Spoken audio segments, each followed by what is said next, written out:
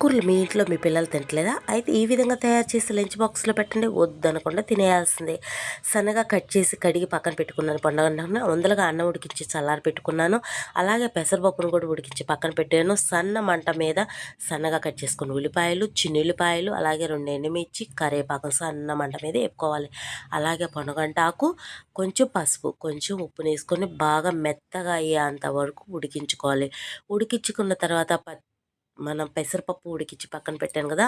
దాన్నేసి సన్న మంట మీద తిప్పుకోవాలి. కొబ్బరి కారం అయితే కొబ్బరి కారం, చిన్నుల్లిపాయ కారం ఏసుకొని, ఈ చల్లారి పెట్టుకున్న అన్నాన్నేసుకొని, కొంచెం అలా అనుకోని ఇంక చెప్పనవసరం లేదబ్బా! నోరూరిపోయిద్ది. చూస్తుంటేనే ఎంత యమ్మీగుండిద్దో తెలుసా? ఈరోజు మా అబ్బాయి క్యారేజీలోకైతే ఈ రైస్‌ని వావ్! ఎంత బావుండిద్దో. ఒక్కసారి ఇలా ట్రై చేసి చూడండి. ఓకేనా? నచ్చినట్టయితే సబ్స్క్రైబ్.